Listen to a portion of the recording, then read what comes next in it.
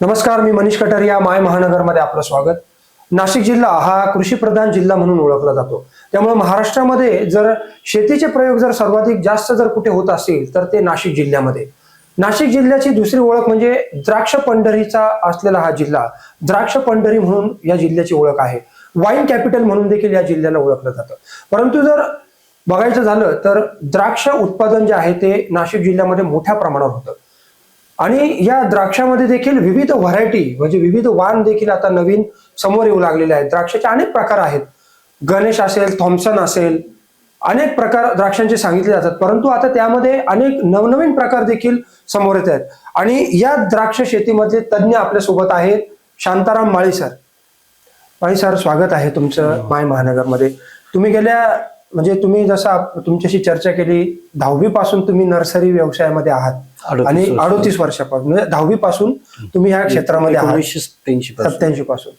आणि द्राक्ष शेती ह्या स्पेशल तुमचा म्हणजे द्राक्षाविषयीची रोपं जे आहेत त्याविषयी तुमचं त्यामध्ये मास्टर आहे. तर काय सांगाल द्राक्ष शेतीविषयी? नवनवीन वाण जे आहेत ते तुम्ही तयार करता? वाण आम्ही नाही तयार करत, आम्ही त्याचं रुस्टॉक तयार करतोय. रुस्टॉक म्हणजे द्राक्षाचा स्टंप तयार करतोय. रोपं तयार करायचे काम आहे आमचं. तर सुरुवातीला जेव्हा नर्सरी चालू केली तेव्हा फक्त द्राक्ष बागेतून जाऊन काड्यांचं सिलेक्शन करून थॉम्सन झाली, सोनाका झाली, माणिकचमन झाली, बाकीच्या ह्या ज्या रेग्युलर प्राथमिक व्हरायट्या होत्या त्याची कटिंग आणून रोपं बनवायची. इथपर्यंतच काम होतं. त्याच्यानंतर जसं जसं वेळ हे निघत गेलं जसं रुस्टॉक आले, बँगलोर डॉगरीज म्हणून आलं मार्केटला. तर काही शेतकऱ्यांकडे त्याचे प्लॉट होते, तर त्याने आपल्या द्राक्ष बागायतदार संघांकडून काही नर्सरीतून रोपं आणून आम्ही ते थोडे थोडे वाढवले. स्वतःचा मदर ब्लॉक तयार केला आणि त्यातूनच ते काड्या तयार करून रोपं तयार करून त्याची नर्सरी तयार केली. पहिलं छोटं सुरुवात केली आणि हळूहळू मोठ्या प्रमाणात सुरुवात केली. तुम्हाला आवड सुरुवातीपासूनच होती कशी? हो, नर्सरीची आवड पहिल्यापासून होती. अच्छा.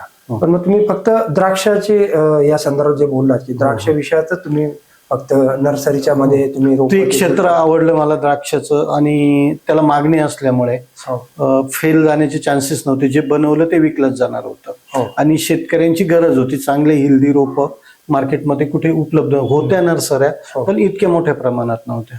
बरोबर. पण मग आता या क्षेत्रात कसे बदल घडतात? बदल तर भरपूर होऊ राहिले. पहिलं लाल मातीत रोपं तयार करत होतो किंवा पांढरी पिशवी होती. आता नर्सरीचाच कन्सेप्टच बदलत गेला. रोपं तयार करायला वाफे लागत होते, आता ते प्लेन जागी बनवायला लागले. रोपं तयार करण्यासाठी नेट हाऊस लागत होतं, तर नेट हाऊस जाऊन आता पॉली हाऊसमध्ये बनवायला सुरुवात केली. पॉली हाऊस जाऊन आता फॅन पॅडची एक संकल्पना आली. म्हणजे क्लायमेट ज्या रोपांना जे पाहिजे ते क्लायमेट याच्यामध्ये तयार करायचं त्या पॉली हाऊसमध्ये. हो. पण मग नाशिकचं जर वातावरण आपण बघितलं, माझा नर्सरी व्यवसाय जो आहे तो खूप सुंदर आहे. नाशिकचं क्लायमेट खूप सुंदर आहे आजही. हो. पण मग त्यासाठी तुम्हाला काही असा आव्हानांचा सामना करावा लागतो का? हो, अति पाऊस झाला किंवा पाणी साचलं तर तेव्हा त्रास होतोच. अच्छा. मग ते बनवतानाच त्या पद्धतीने बनवणं. हो. आता द्राक्ष शेतीचं क्षेत्र जे आहे ते नाशिक जिल्ह्यातलं खूप मोठं आहे. तुम्ही जसं सांगितलं की 2-4 प्रकार जसे तुम्ही सांगितले, थॉम्सन, गणेश, सोनाकावळ, त्या व्यतिरिक्त आणखीन काही नवीन प्रकार आता द्राक्ष आणताय काही कंपन्या आपल्या नाशिक जिल्ह्यामध्ये. जशी सह्याद्री खूप मोठी कंपनी, खूप चांगलं काम करते, तर त्यांनी काही व्हरायटी आणलेल्या आहे. अजून 2-3 कंपन्या आहे त्या रन करताय. साधारणतः किती प्रकारच्या? आमचे मित्र आहे ओम गायत्री नर्सरी, जे मधुकर गवळी, त्यांनी काही व्हरायट्या हे केलेल्या आहेत, ते पण आणताय. पण मग साधारणतः आता तुम्ही बऱ्याच 38 वर्षापासून या क्षेत्रामध्ये आहात, तर तुम्ही जसं म्हणालात की अनेक व्हरायटी ज्यामध्ये येते, अशा किती प्रकारच्या व्हरायट्या आता जर तसा हिशोब केला तर 25 ते 30 व्हरायट्या आज मार्केटमध्ये आहे आणि अजून काही येत आहेत. अच्छा. ऍक्च्युली कॅल्क्युलेशन करून त्याचं सांगावं लागेल आकडा, पण बऱ्यापैकी बदल होतोय. म्हणजे जे पूर्वी होतं की 2-4 व्हरायटी पुरतात मराठी होतं, आता 25 ते 30 प्रकार. हो. पण मग साहेब, तुम्ही जर पाहिलं तर द्राक्ष शेती समोरची आव्हानं खूप आहे. हो. आणि आता तर अवकाळी पाऊस असेल किंवा आसमानी सुलतानी संकट असेल, ह्या परिस्थितीत शेतकऱ्याला तोंड द्यावं लागतं. हा किती आव्हानात्मक व्यवसाय? फार अवघड आहे. कशा पद्धतीने? जसं ह्या वर्षी जरा उदाहरण घेतलं समोर याची सर्वांच्या, जवळजवळ 70 ते 80% बागा फेल आहे. शेतकरी पूर्ण तुटलेला आहे. बरोबर. द्राक्षाला द्राक्षच नाहीये, कारण त्याची ती काडी म्हणतो आपण, ज्याला द्राक्षाचा घड येतो, तिला सूर्यप्रकाश न मिळाल्यामुळे, पाऊस लवकर सुरू झाल्यामुळं पूर्ण शेतीचं वाटोळ झालेलं आहे. नुकसान झालं. द्राक्ष शेतीचं पूर्ण नुकसान झालं. पण द्राक्ष शेती करण्याकरता म्हणजे अगदी द्राक्ष लागवडीपासून तर उत्पादनापर्यंतचा हा साधारणतः होणारा खर्च असेल किंवा याच्यामध्ये किती कालावधी जातो? साधारण पहिल्या वर्षी तर काही फारसं उत्पन्न नाही निघत नाही. दुसऱ्या वर्षापासून सुरुवात होते. 2 वर्ष वाट बघावं लागते द्राक्ष शेती. हो. पण मग त्याच्यातही जर त्याच्यामध्ये व्यापाऱ्याने व्यवस्थित वेळेवर पैसे देणे, निसर्गाच्या हातात आहे. कधी कधी असं होतं, माल तयार असतो, 2 वर्ष आम्ही वाट बघतो, एखाद्या वेळी पाऊसच होतो, तो माल क्रॅक होतो, बरोबर, व्यापारी घेत नाही, खूप मोठं नुकसान होतं. आम्ही डोळ्यांनी बघितलेलं आहे. हो. पण मग तुम्ही या क्षेत्रातला बदल कसा बघतात? म्हणजे शेती क्षेत्र जे आहे द्राक्षाचं ते वाढतंय की क्षेत्र वाढूच राहिलंय, क्षेत्र कमी नाही होत, कारण त्याच्याशिवाय पर्याय पण नाही. बरोबर. बऱ्याचशा ठिकाणी द्राक्ष शेती शिवाय पर्याय नाही. पण मग कारण मजुराची खूप अवघड ही झालेली. समजा 10 एकर तुमचं क्षेत्र आहे, तर त्या 10 एकर सांभाळण्यासाठी तेवढे 20 का 25 लेबर मनुष्यबळ, द्राक्षासाठी थोडंसं मनुष्यबळ कॉन्ट्रॅक्ट पद्धतीने उपलब्ध होतं. अच्छा. पण मग शेती क्षेत्रामध्ये जे आधुनिकपणा येतोय, म्हणजे आता आधुनिक शेतीकडे आता वाटचाल होते, तर त्या दृष्टिकोनातून तुम्ही कसं बघता? कारण आता नवीन आधुनिक पद्धत होते, त्या पद्धतीचं मार्केट उपलब्ध नाहीये. आता समजा द्राक्षाला कव्हर करायचंय, ती द्राक्ष 100 रुपयाच्या पुढे किंवा 150 रुपये किलो विकली तरच ते मार्केट. जर 50 आणि 40 रुपये द्राक्ष विकायची किंवा त्या पद्धतीचे क्रॉप आले किंवा मग काही क्लायमेटमुळे खराब झालं तर ते परवडणार नाहीये. क्रॉप कव्हर आले, भरपूर सुविधा आल्या मार्केटमध्ये आता. पण मग खर्चिक आहे, खर्चिक आहे. पण मग आधुनिक शेती शेतकऱ्यांनी थोडं थोडं सुरुवात करायला पाहिजे. ज्याच्याकडे 5-10 एकर क्षेत्र आहे त्यांनी 1 एकरसाठी ते करणं गरजेचं आहे. माळी सर, एक आम्ही बघत आलो की शेती क्षेत्राकडे नवीन वर्ग आता वळत नाही, म्हणजे युवा वर्ग शेती क्षेत्राकडे शक्यतो वळत नाही. कारण शेतीचा जसं तुम्ही म्हटले की कधी आसमानी संकट असतं, कधी अवकाळी असतो, कधी पाण्याची परिस्थिती असेल किंवा पाणी कमी. तर मग अशा काळामध्ये तुम्ही काय संदेश देऊ इच्छिता की नवीन पिढीला या क्षेत्रात येणार आहे? एक नवीन पिढीनं त्याच्याकडे थोडंसं जायला पाहिजे. काय झालंय, जो शिकलेला मुलगा आहे तो नोकरी शोधतोय किंवा कुठंतरी पुन्हा मुंबईला जातोय, तर त्याने त्या शेतीकडे लक्ष द्यायला पाहिजे. तर शेती नवीन टेक्निक आलेलं आहे, ते कसं हे करायचं. आणि जो नेमका शेतीमध्ये जो शाळेत कच्चा असतो किंवा मग 10वी 12वी नापास झालेला असतो, तो शेतीकडे वळतो. ती खूप दुःखाची गोष्ट आहे. बरोबर. जो शिकलेला आहे तो शेतीत पाहिजे, जो कमी शिकलेला तो बाहेर पाहिजे. तेव्हा ते नवीन टेक्निक शेतीमध्ये येईल. पण मग त्यासाठी तुमच्याकडून काही प्रयत्न तुम्ही काही करतात का, नवीन पिढीला मार्गदर्शन मिळावं शेती क्षेत्र? कारण तुमचा एवढा अनुभव आजच्या पिढीला तर निश्चितपणे नसणार शेतीच्या संदर्भात. आता प्रयत्न म्हणजे त्यांनी स्वतःनीच शेती निगेटिव्ह विचारांनी थोडंसं घेरलेलं आहे. प्रत्येकाने घरामध्ये नेहमी चर्चा असते, शेती परवडत नाही. मित्रांकडे गेलं का शेती परवडत नाही. स्टँडवर बसलं कुठे गप्पा मारीत बसलं का शेतीत असं नुकसान झालं. ते थोडंसं बाजूला ठेवून एकदा प्रयत्न करायला पाहिजे. बरोबर. निश्चितपणे त्याच्यात पुढे जाऊ शकतो. हो. पण मग तुमच्याकडून काही तुम्ही विशेष प्रयत्न करत आहात का त्यांना? नाही, आता प्रयत्न म्हणजे आता कुणी जर नर्सरी जर टाकत असेल तर मी पूर्णपणे त्याला सपोर्ट करत असतो की बाबा हे कसं बनवायचं, काय बनवायचं, किंवा कोणाची असेल तोट्यात चालली असेल तर मी नेहमी हे करत असतो, प्रयत्न करत असतो की हा सक्सेस जा. मार्केट खूप मोठं आहे, तर त्याचं मला कॉम्पिटिशन होईल आणि माझं नुकसान होईल हे मी कधीच मनात ठेवत नाही. बरोबर. पण मग आता मला एखादं चांगलं क्वालिटीचं बनवायचं, मी क्वालिटीकडे फार लक्ष देतो आणि दुसऱ्याने द्यावा त्या क्वालिटीकडे. शेतकऱ्याची जी हे असतो पाया असतो, तो द्राक्ष लागवडीमध्ये रोप हे शेतकऱ्याचं पाया असतं. बरोबर. आणि तो पाया जर बिघडला तर तुम्ही किती चांगले एंगल केले, किती चांगले बांबू लावले, किती चांगली नेट टाकली, तर त्याचा उपयोग होत नाही. आणि ती जबाबदारी आमच्यावर असते. कारण शेतकरी तिथंच जर चुकला तर सर्व सिस्टम म्हणजे मेन पायाच तिथून सुरुवात होतो. खूप काळजी घेऊन आणि ते रोप बनवायला लागतं. पण नर्सरी व्यवसाय समोरची आव्हानं तुम्हाला काय वाटतं? कारण नाशिकमध्ये पण नर्सरी व्यवसाय आता जो आहे मोठ्या प्रमाणावर, आता खूप नर्सरी हळूहळू वाढत चाललंय. त्याचं काय नेमकं कारण आहे? आता भाजीपाल्याच्या नर्सरी भरपूर वाढत चालल्या आहे. भाजीपाल्यामध्ये आता ग्राफ्टेड रोपं पण आलेले, जसं टोमॅटो ग्राफ्टेड आला यावर्षी, गेल्या वर्षीपासून आहे. तर हळूहळू वाढत चाललाय आणि आपल्या नवीन मुलांना तो एक चांगला व्यवसाय उपलब्ध झाला. पण मग द्राक्षामध्ये तुम्ही स्पेशल आहात म्हणजे ते हो, दुसरं कोणी द्राक्षामध्ये स्पेशल आणि मोठं काम आहे. मोठं काम आहे. बरोबर. मग ते हळूहळू त्याला 38 वर्ष लागली मला हो साहजिक आहे ना, हे रोपटं लावलं तुम्ही ते पुरं रोपटं हेच केलं माझं. हा. पण मग तुम्ही सुरुवात कशी केली? तुमच्या घरातून कोणी आधी हो, शेती व्यवसाय- घरातूनच माझं 10वी पर्यंत जेमतेम शिक्षण झाल्यानंतर मला काहीतरी उद्योग करायचाच होता आणि नर्सरीत सुरुवात केली. मग आमचे मोठे बंधू होते, त्यांनी सपोर्ट केला. हो तर त्यांनी सांगितलं एकदा तू सुरुवात तर कर. बरोबर. मग हळूहळू सुरुवात केली 500-600. मग त्यांनी थोडंसं भांडवल पुरवून आणि ते घरातली सर्व कंपनी काम करायची, पिशव्या भरणं, लाल माती जमा करणं आणि सुरुवात केली. पण मग तुम्हाला हे सुरुवातीच्या काळात काही आव्हानांना तोंड द्यावं लागलं? आव्हानं तर आता प्रत्येक व्यवसायामध्ये आहेच.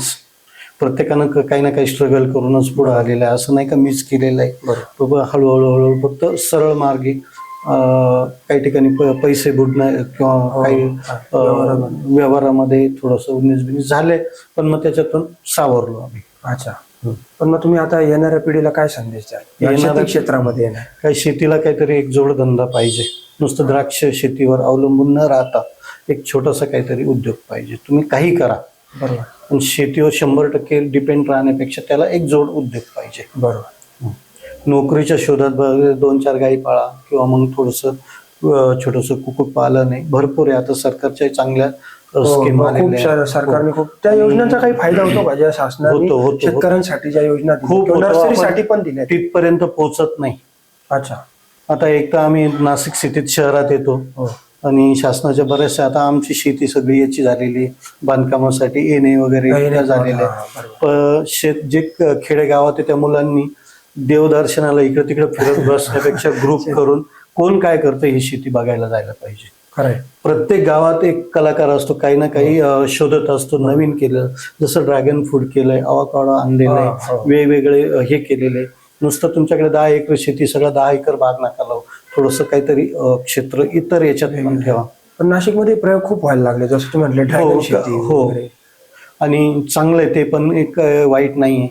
तुम्ही नाशिकच्या कृषी क्षेत्राकडे बदल म्हणून कसा बघता? बदल आता ऑटोमॅटिक व्हायला लागले. जोपर्यंत ही नवी पिढी फिरत नाही आणि जोपर्यंत अभ्यास करत नाही, आणि ज्यांनी केलं ते बदलून गेले. बरोबर. पण माळी सर, तुम्हाला असं वाटतं का की नाशिक जिल्ह्याचा विचार करता कृषी क्षेत्र खूप मोठं आहे? म्हणजे खूप मोठं आहे. मुंबईची परसबाग मानलं जातं. हो. आपण नाशिक जिल्ह्यावरून मोठ्या प्रमाणावर भाजीपाला आणि क्लायमेट अजून खूप चांगलं आहे, पाणी चांगलं आहे आपल्याकडे. पण मग त्या प्रमाणामध्ये कृषी प्रक्रिया उद्योग ज्या पद्धतीने इथे यायला पाहिजे त्या पद्धतीने अजून आणि आपलं योगायोग असा का आपल्याला विद्यापीठ जवळ आहे. हो. आमची नर्सरीची सुरुवातच विद्यापीठातून झाली. मी रोपवाटिका व्यवस्थापन हा एक कोर्स केला. हॉर्टिकल्चर ट्रेनिंग सेंटर आहे, तिथं जाऊन आलो. शिक्षण लागत नाही तिथे. रोपवाटिका व्यवस्थापनाला 10वी पर्यंत शिक्षण असलं तरी ते काय बोलतं हे कळालं पाहिजे. फार काही वेगळं नॉलेज नाहीये. रोपं कशी तयार करायची, तुम्ही भाजीपाल्याची रोपं आहे किंवा इतर कुठली रोपं आहे, आंबा आहे, चिक्कू आहे, हे रोपं तयार करू शकता. बरोबर. खूप मोठं मार्केट आहे. हो. पण मग कृषी आजही आपल्याकडे एवढा पुरवठा करू शकत नाही. मी स्वतःचे द्राक्षाचा एवढा पुरवठा नाही करू शकत, द्राक्ष रोपांचा. काही राज्यातून परराज्यातून रोप मागवली जातात शेतकऱ्यांनी. बरोबर. आजच्या तारखेला सुद्धा शॉर्टेज झालेलं आहे खूप. हो. पण मग ह्या वर्षी जे पाऊस झाला त्याचा फटका शेतकऱ्यांना बसला, नर्सऱ्यांना. पण मग पुढे जे उत्पादन होईल त्याच्यावर परिणाम होईल त्याचा? होईल पुढच्या काही कालावधीमध्ये, वर्षभरामध्ये. पण मग कृषी प्रक्रिया उद्योग आले पाहिजे असं तुम्हाला वाटतं का? आता कृषी तो विषय वेगळा आहे. क्षेत्राशी यायला पाहिजे. कारण नुसतं द्राक्ष करून उपयोग नाही, तर द्राक्ष किंवा इतर जे काही समजा टॅमॅटोचं सॉस बनवणे, बाकीचं तुमचं अजून ड्रमस्टिक, शेवगा आहे, याचे थोडीशी झाडं लावले गेले पाहिजे. आज 200 रुपये किलोचं मार्केट आहे याच्यामध्ये शेवग्याचं. शेतकऱ्यांनी तिकडे वळायला पाहिजे. आपल्याकडे होतं काय, टोमॅटोचा सीझन आला का सरळ नुसते टोमॅटो लावतात. सर्वजण एकच. दुसरं थोडंसं याच्यात बदल, व्हेरिएशन पाहिजे. पीक पद्धतीमध्ये देखील बदल केला पाहिजे. तुम्ही युट्यूबच्या माध्यमातून देखील काही मार्गदर्शन चालू केलंय, तशी सुरुवात केलेली. अच्छा. काय देतात नेमकं त्याच्यात? काय नाही, एकच माझी कळकळ आहे का जे आपले नवीन मुलं आहे 10वी नंतर 12वी नंतर जे रिकाम फिरत असतात किंवा मग इकडे तिकडे कंपन्यांमध्ये नोकरी शोधत असतात, तुम्ही विद्यापीठामध्ये जा, तिथं बसा, सरांशी बोला का आम्हाला ग्राफ्टिंग शिकायचंय, आंब्याचं शिका. आज कमीत कमी 1000 ते 2000 रुपयापर्यंत रोज पडतो. अच्छा. जो 50 ते 60 हजार रुपये महिना कमवू शकतो. बरोबर. कोणतीच कंपनी 10वी नापास किंवा 12वी नापास विद्यार्थ्याला नोकरी देऊ शकत नाही 50,000. खरं. ती फक्त शेतीच देऊ शकते. शेती दिवशी हो. म्हणजे चांगली शेती आणि केली तर आम्ही जे दापोलीवरून किंवा इकडनं जे लोक येतात त्यांना जेवण आमच्याकडे राहतं, खायची सोय, प्यायची सोय असते. हो. त्यांना एक स्टंपचे 2 ते 2.5 रुपये देतो, एक ग्राफ्टिंग बांधायची. अच्छा. तुम्ही तो माणूस प्रशिक्षण म्हणतो 500 ते 700. प्रशिक्षणाला माझ्याकडे विद्यार्थी यायला पाहिजे, त्यांनी विद्यापीठात जायला पाहिजे, बरोबर. यायला पाहिजे, या गोष्टी शिकायला आवड पाहिजे, निर्माण बाबा होईल. स्वतः होऊन यायला पाहिजे. बरोबर. निश्चितपणे. हो. तर हे होते माळी ज्यांनी शेती क्षेत्रामध्ये देखील रोजगाराच्या मोठ्या प्रमाणावर संधी आहेत आणि त्या कशा पद्धतीने ते आपल्याला समजून सांगितलं. ते एक यशस्वी असे उद्योजकच म्हणता येईल. नर्सरी व्यवसाय त्यांनी या नाशिकमध्ये त्यांनी सुरू केला आणि द्राक्ष शेतीमध्ये त्यांचं स्पेशलायझेशन आहे. विविध प्रकारची द्राक्षांची रोपं जे आहेत ते त्यांच्याकडे त्यांच्या नर्सरीमध्ये होत असतात आणि निश्चितपणे त्यांनी एक संदेश दिलेला आहे की युवकांनी म्हणजे जे शेती क्षेत्रामध्ये येऊ इच्छितात त्यांनी नवनवीन प्रयोग केले पाहिजे. केवळ एकाच पिकाची शेती न करता वेगवेगळे प्रयोग करून आधुनिक पद्धतीने शेती कशी करावी याचा देखील त्यांनी अतिशय सुंदर अशा पद्धतीने या ठिकाणी मार्गदर्शन केलेलं आहे. म्हणूनच माय महानगरच्या वतीनं नाशिक आयकॉन पुरस्कार देताना आम्हाला विशेष आनंद होतोय. धन्यवाद.